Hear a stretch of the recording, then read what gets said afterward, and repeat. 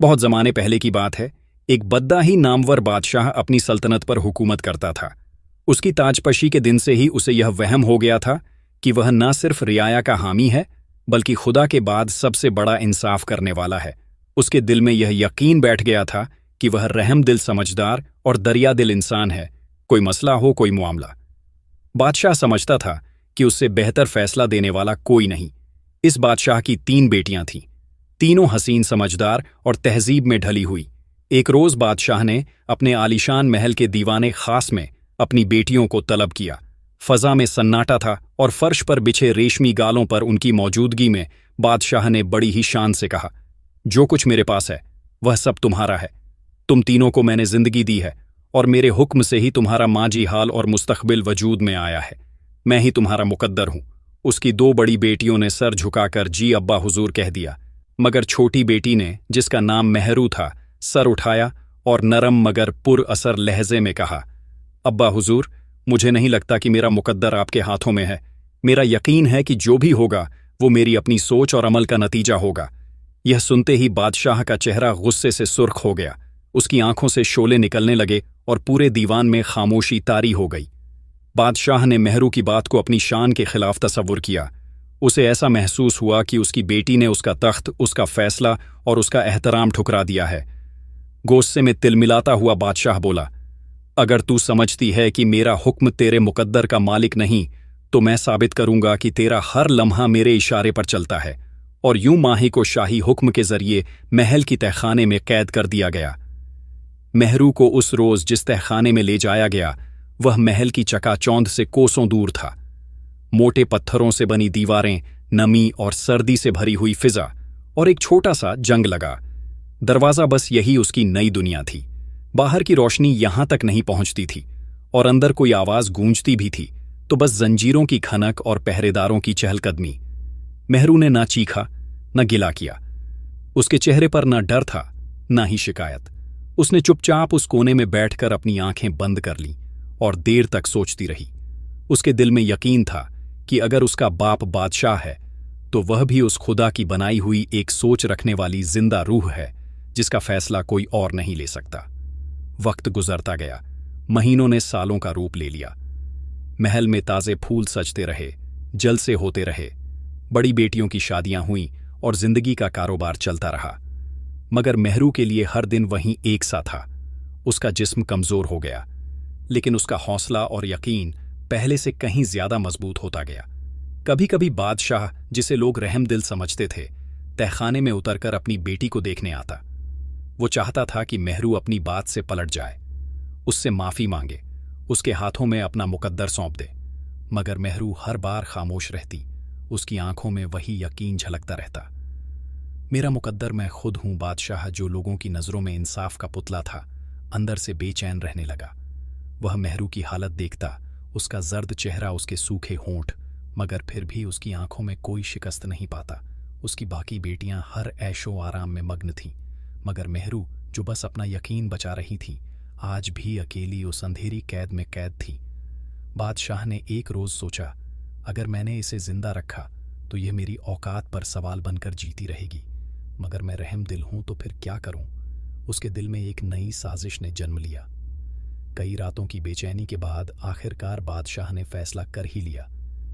एक सुबह जब सूरज की किरणें महल की बुर्जों पर पड़ रही थीं, बादशाह ने अपने खास वजीर को बुलवाया और नरम मगर सख्त लहजे में कहा, मेहरू अब इस तहखाने के काबिल नहीं रही। अगर वह मेरे हुक्म को नहीं मानती तो उसे अब मेरी सल्तनत से बाहर कर देना होगा।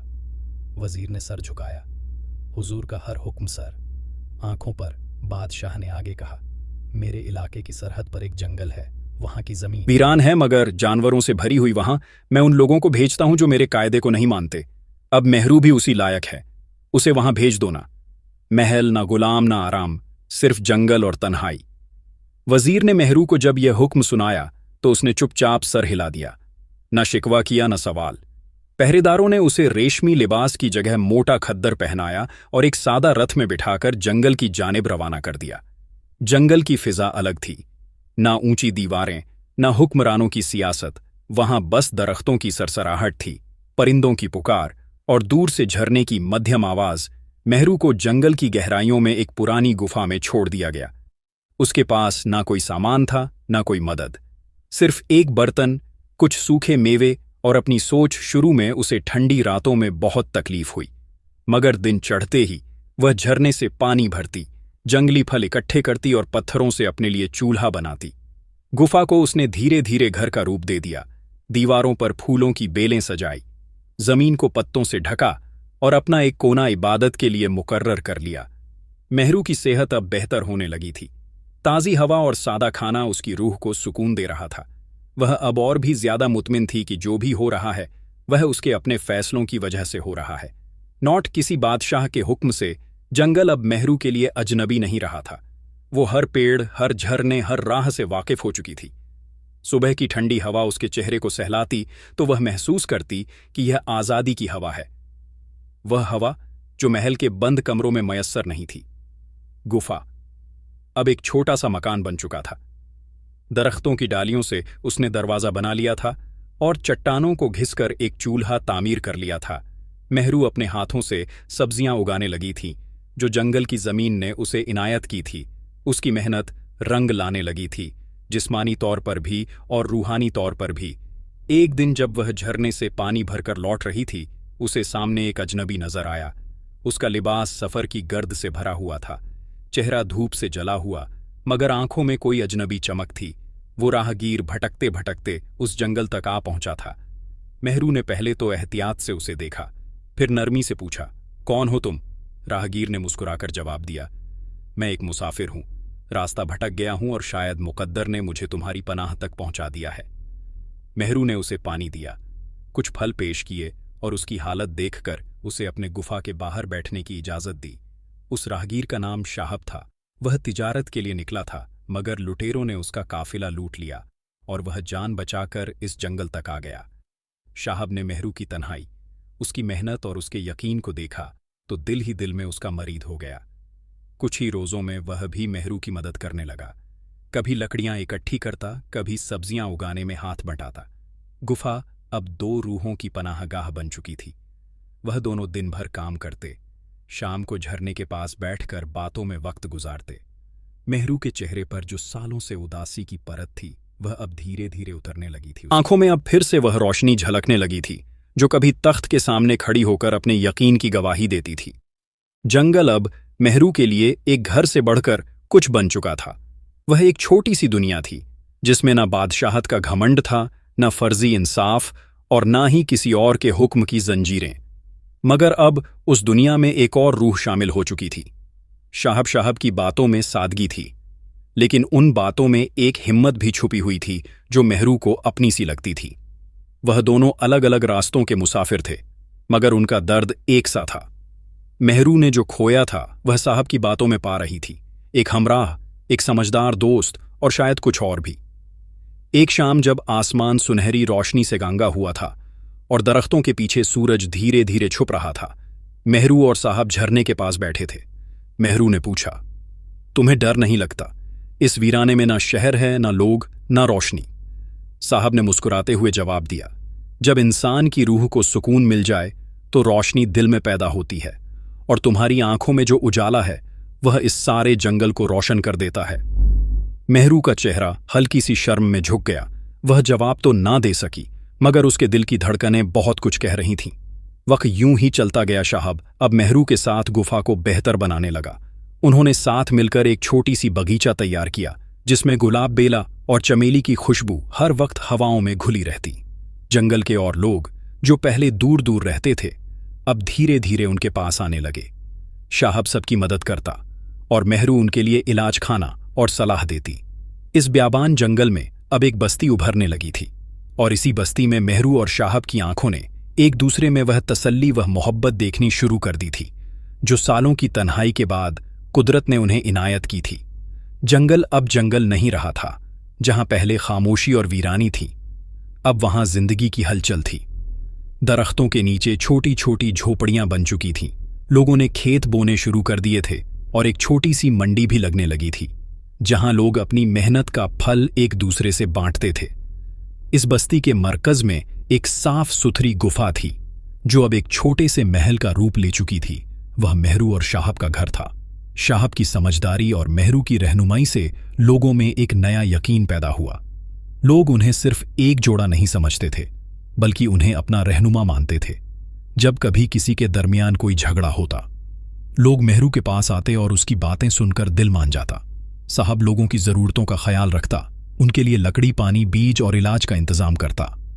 एक दिन बस्ती के बुजुर्ग इकट्ठा हुए और सबने मिलकर यह फैसला किया कि अब इस जगह का नाम रखा जाए। एक बुजुर्ग ने कहा, यह इलाका अब सिर्फ जंगल नहीं है, यह एक शहर बन गया है और इस शहर की रोशनी मेहरू और शाहब से है। एक और बुजुर्ग ने दुआ दी, खुदा इस जोड़े को सलामत रखे। इन्होंने हमें दिखाया कि इज्जत, मोहब्बत और अमन का शहर कैसे बसाया जाता है। सबकी आम रजामंदी से उस नए शहर का नाम रखा गया नसीमाबाद, क्योंकि वहां की फिजा अब नरम, पाकीज़ा और नसीम जैसी थी। मेहरू अब एक रानी थी, बिना ताज के, मगर लोगों के दिलों की मलिका। शाहब उसका हमसफर था, बिना शहनशाही के मगर हर दिल का रहबर। शाम को जब मेहरू अपनी छोटी सी अटारी पर बैठती और दूर तलक फैले खेतों को देखती, तो उसके दिल में एक नर्म मुस्कान उभरती।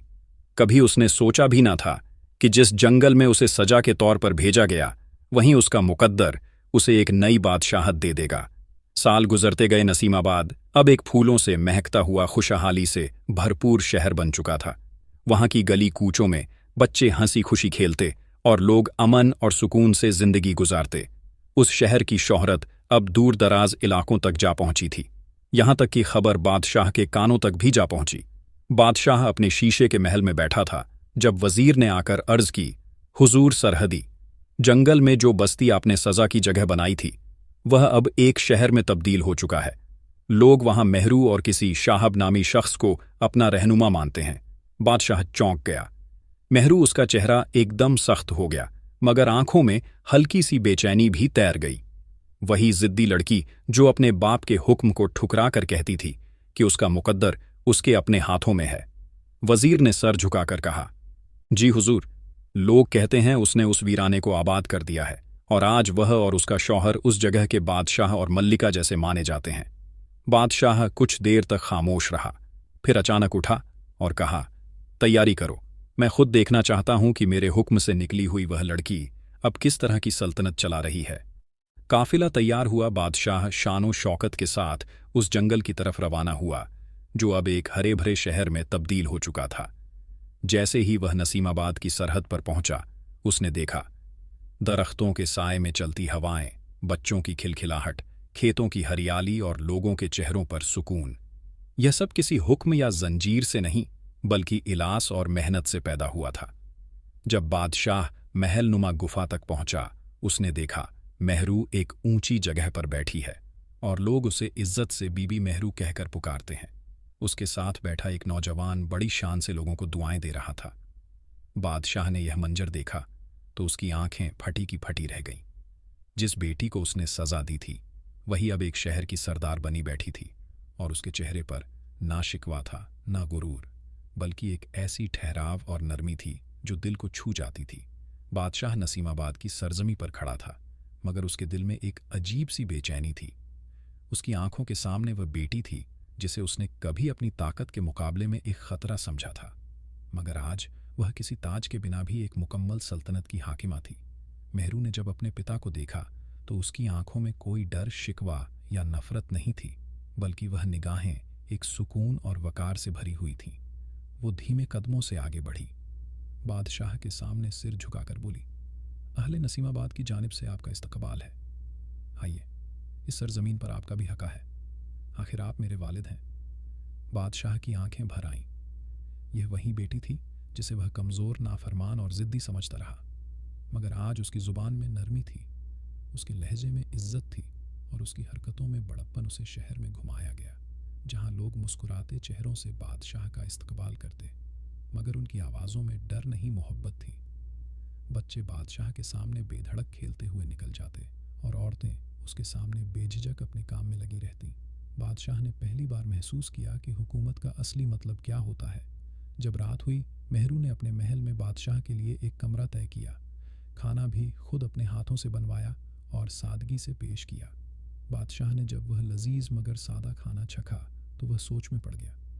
जिस लड़की को मैंने जेल में सड़ाया, उसने आज मुझे इज्जत और कद्र के साथ मेहमान बनाया। खामोशी में डूबा वह मेहरू के पास आया और बोला, तू वही है ना जिसने कहा था कि तेरा मुकद्दर मेरे हाथों में नहीं है?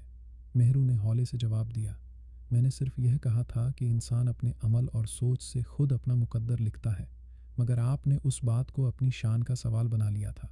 बादशाह के लबों पर एक कसली सी मुस्कान आ गई। शायद मैं अपनी हुकूमत को समझ ही नहीं पाया था और तू अपनी आज़ादी को बहुत पहले ही पहचान चुकी थी। बादशाह मेहरू से बातें करते हुए उसकी आंखों में एक अजनबी सी नमी महसूस करने लगा। वह जिस ठाट बाट और रुतबे के साथ अपने महल में रहता था, आज उस सारी शानदार जिंदगी के सामने मेहरू का सादा जीवन और सच्चाई बहुत बड़ा संदेश बनकर सामने आ रहा था। उसने जो अपनी बेटियों को दिया था वह सब एक नकली और खुदगर्ज दुनिया का हिस्सा था, मगर आज नसीमाबाद में उसे कुछ और ही नजर आया। यहाँ की सादगी में शांति थी। यहाँ के लोग किसी राजा रानी से नहीं बल्कि अपने दिल से एक दूसरे के साथ थे। मेहरू ने बादशाह के सामने बैठते हुए कहा, आपको अगर अपने किए का पछतावा है तो यह वक्त आपके लिए एक नई शुरुआत हो सकता है। इस शहर को सिर्फ मेरे या शाहब के लिए नहीं बल्कि पूरी दुनिया के लिए एक मिसाल बना सकते हैं, जहां इंसान का असली मुकद्दर उसके दिल और मेहनत से तय होता है, न कि किसी तख्त से। बादशाह ने गहरी सांस ली और फिर धीमे से बोला, तू सही कहती है मेहरू, मैंने अपनी पूरी जिंदगी एक झूठी शान और रुतबे में बर्बाद कर दी, लेकिन अब मुझे यह समझ में आ गया है कि इंसान की असली कद्र उसके कर्म और उसकी सोच में है। आज मैं खुद को तौबा करता हूं और अपनी बेटियों को उनके असल हक के बारे में बताने आया हूं। मैंने जिस तरह उन्हें घेर कर रखा था वह पूरी तरह गलत था। मेहरू ने उसे धीरज से सुना और फिर कहा, अल्लाह के रास्ते पर चलने वाले इंसान को कभी भी तौबा करने का अवसर मिलता है, और शायद यह वही वक्त है जब आप अपने किए की सजा से नहीं बल्कि एक नई शुरुआत से मुक्त हो सकते हैं। बादशाह ने सिर झुकाकर मेहरू को गौर से देखा। उसकी आंखों में एक नई रोशनी थी और वह जान चुका था कि अब उसे सच्चाई के रास्ते पर चलना होगा। अगले दिन बादशाह ने अपनी तीनों बेटियों को बुलाया और उनसे गहरी बात की। उसने उन्हें यह बताया कि वह अब उन्हें उनके असली हक और मुकद्दर के बारे में समझता है। उसने अपनी बेटियों से माफी मांगी और यह तय किया कि वह अब कभी अपनी किसी बेटी या किसी भी इंसान के हक में कोई हस्तक्षेप नहीं करेगा। नसीमाबाद में अब एक नई रोशनी थी और लोग उसे एक नए नजरिए से देख रहे थे। यह शहर अब उस सबकस की मिसाल बन चुका था जो बादशाह ने सीखा था कि असली रुतबा और बादशाही इंसान के दिल में होती है, और वह हर किसी के लिए है जो खुद अपने रास्ते पर चलता है। बादशाह ने अपनी बेटियों से माफी मांगी और उनका हक उन्हें लौटाने का वादा किया। उसकी आंखों में अब वही गरिमा और ताजिंदगी की झलक थी जो कभी उसके दिल में गुम हो गई थी। मेहरू ने जो सिखाया था वह अब उसकी रूह में समा चुका था। असली हुकूमत अपने दिल की सच्चाई से होती है, न कि ताकत और रुतबे से। एक दिन जब नसीमाबाद के लोग अपने खेतों में काम कर रहे थे और बच्चे खेल रहे थे, शाहब और मेहरू ने शहर के बीचों बीच एक नए दरबार की बुनियाद रखी। यह दरबार अब सिर्फ एक तख्त नहीं था बल्कि वह जगह थी जहां इंसाफ और सच्चाई की आवाज सुनाई देती थी।